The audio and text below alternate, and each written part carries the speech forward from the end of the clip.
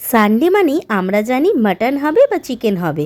আমি বানিয়ে নিয়েছিলাম কাঁকড়ার ঝাল। হাই এভরিওয়ান, আমি ইপ্সিতা রায় চৌধুরী ছোট্ট মিনি ব্লগ নিয়ে চলে আসলাম।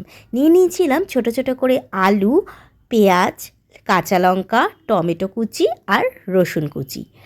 তারপর কাঁকড়াটা গরম জলে ভালো করে ওয়াশ করে নিয়েছিলাম। নুন আর হলুদ দিয়ে মাখিয়ে হালকা প্যানে ফ্রাই করে নিয়েছিলাম। তার সাথে ছোট ছোট আলুটাও তেলে ভেজে নিয়েছিলাম একদম লাল করে। তেল গরম হওয়ার পরে পেঁয়াজ কুচি দিলাম, তার সাথে সাথে ছোট ছোট করে টমেটো কেটে রেখেছিলাম, এটা স্প্রেড করে দিলাম। এই টমেটো আর পেঁয়াজ দুটো হালকা মিক্স আপ করার পরে লাইটলি ভেজে নিলাম। তারপরে কাঁচা লঙ্কাগুলো পিস পিস করে কেটে এর মধ্যে স্প্রেড করলাম। তারপর ছোট ছোট করে আদা কেটে নিয়েছিলাম, তার সাথে ছোট ছোট করে রসুন তো পেস্ট করে নিলাম। তো এটা আমার হাজব্যান্ড হেল্প করেছিল, আদা আর রসুনটা বেটে দিয়েছিল।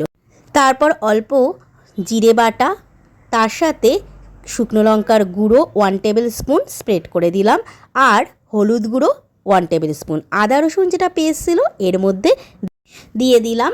এর মধ্যে এলাচ দারচিনিও স্প্রেড করে দিলাম একটু বেটে। ভালো করে আলু আর মশলা ভালো করে স্ম্যাশ করার পরে এই যে ফ্রাই কাঁকড়াগুলো কিন্তু নুন আর একটু ময়দা বা আটা তোমরা ইউজ করতে পারো, ভালো করে মেখে ফ্রাই করে নিয়েছিলাম। এর মধ্যে ঢেলে দিলাম। নিয়ে নিয়েছিলাম ধনে পাতাটা হওয়ার পরে ওপরে স্প্রেড করে দিয়েছিলাম। তৈরি হয়ে গেল কাঁকড়ার ঝাল। আর এর ওপরে নামানোর আগে 1 টেবিল স্পুন ঘি স্প্রেড করে দিয়েছিলাম। আমি এখানে জল দিয়েছিলাম 1 কাপ মতো, জলটা কিন্তু ড্রাই করে নিয়েছিলাম। যেহেতু কাঁকড়ার ঝাল, আমার আইটেম কিন্তু রেডি কাঁকড়ার ঝাল। তাই দেরি না করে আমার এই রেসিপিটা ট্রাই করো বাড়িতে। কেমন লাগলো অবশ্যই লাইকস কমেন্ট করে জানাবে। আর এই সাদা ভাতের সাথে কাঁকড়ার ঝাল এক্সেলেন্ট লাগে। নেক্সট ব্লগে আবার নতুন কিছু নিয়ে দেখা হচ্ছে। টাটা।